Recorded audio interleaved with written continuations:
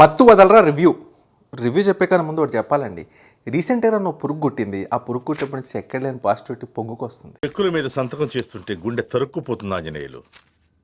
ఏదో ఒకటి చేసి స్టూడియో లేపాలేపేద్దాం sir. Hello guys, welcome to ball pitch meetings. కొత్తగా వచ్చినైతే లైక్ షేర్ సబ్స్క్రైబ్ చేసుకుంటే వెళ్ళండి. దేవరా వీడియో కూడా వస్తుంది, అది ఎడిటింగ్లో ఉంది.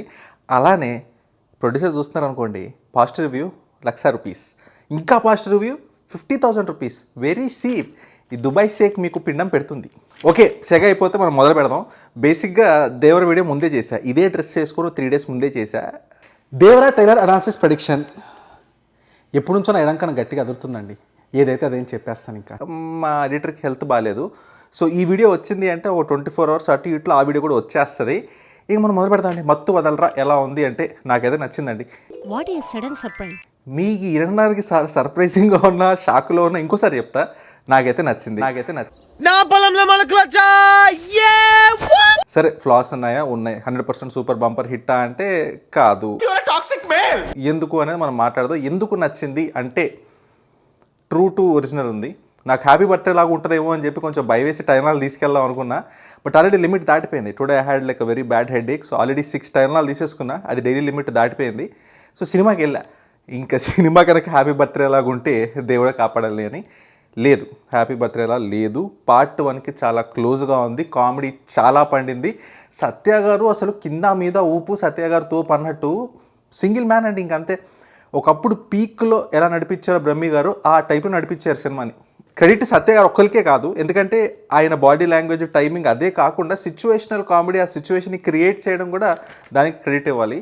ప్రాపర్ కామెడీ అండి. ఈ చాలా రీసెంట్గా బోకా ఏవో వచ్చినాయి కదా, అలాంటిది కాదు. ఇది సత్య గారు వాడకం అంటే.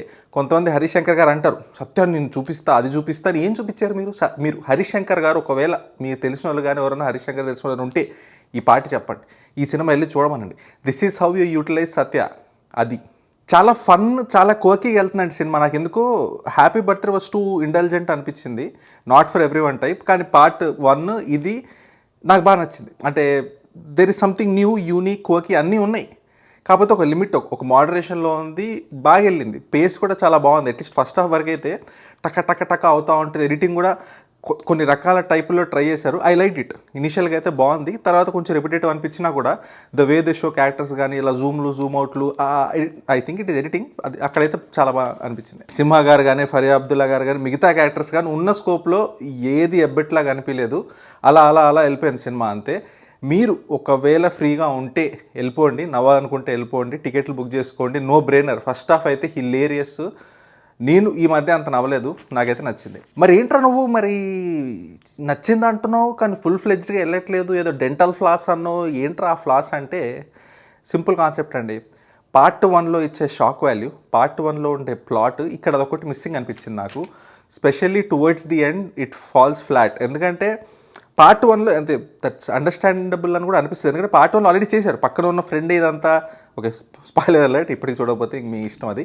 పార్ట్ 1లో ఆ ఫ్రెండ్ ఏదైతే ఉంటుందో అది మళ్ళీ రీక్రియేట్ చేస్తే అబ్బా అదే కదరా అంటాం. కానీ అట్ ద సేమ్ టైం అది ఇచ్చే షాక్ వాల్యూ ఇక్కడ ఇవ్వలేరు. సో ఎక్కడైతే విలన్ ఎవరైతే ఉన్నారో వాళ్ళ మోటివేషన్ ఏదైతే ఉందో, ఆ మోటివేషన్ వల్ల వాళ్ళు తీసుకున్న యాక్షన్స్ ఏవైతే ఉన్నాయో నాకు అంత కన్విన్సింగ్గా అనిపించలేదు. లాజికల్, ఎస్ 100% లాజికల్గా కూడా ఆన్ ద సర్ఫేస్ లెవెల్ నాకు కనిపించినంత వరకు అన్ని లాజికల్ లూప్ హోల్ ఏం లేకుండా అన్ని కవర్ అయిపోయింది. That is nice. కాకపోతే ఎలా చెప్పాలి, ఇప్పుడు ఎవడో చిన్న తప్పు చేస్తే చంపేశారు అనుకోండి, అరే అటు చేసిన దానికి నువ్వు చేసిన దానికి రియాక్షన్ అది ఉందా, అలా ఉంటుంది కదా. ఆ టైప్లో ఈ సినిమాలో ఏదైతే చైన్ ఆఫ్ ఈవెంట్స్ జరుగుతాయో ఫైనల్గా ఓకే ఇదిరా స్టోరీ, ఇందుకు ఇదంతా జరిగింది. హ్యాంగ్ ఓవర్ సినిమాలో చూపిస్తారు కదా ఏం చేశారు రాత, ఆ టైప్లో అలా రివీల్ ఉంటుంది కదా.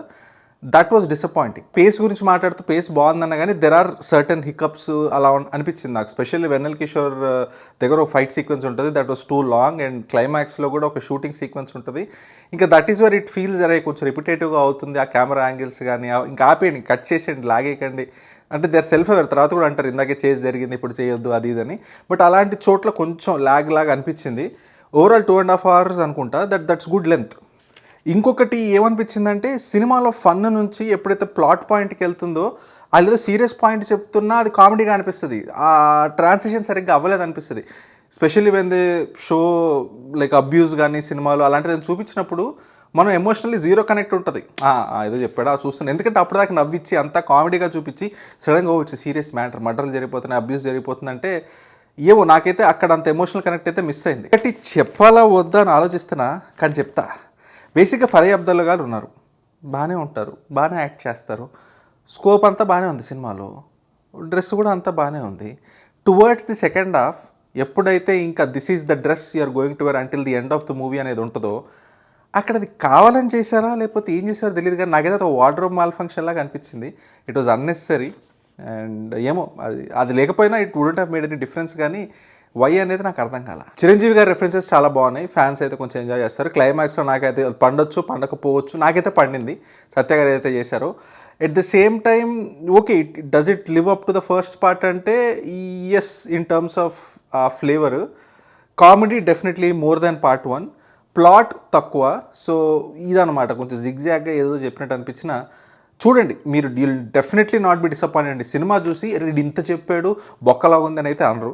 సరే వీడు ఇంత చెప్తున్నాడు వెళ్ళి అంతేం లేదు కానీ బాగానే ఉంది కదా, ఈడ మరి ఎక్కువ చెప్తున్నాడు అలా అనిపించచ్చు, బట్ డెఫినెట్లీ డిసప్పాయింట్ అయితే అవ్వరు. సో ఇది మన మత్తు వదలరా 2 రివ్యూ. చూసిన బాల్పిచ్ మీటింగ్స్ కలదమని వచ్చారు. Thank you.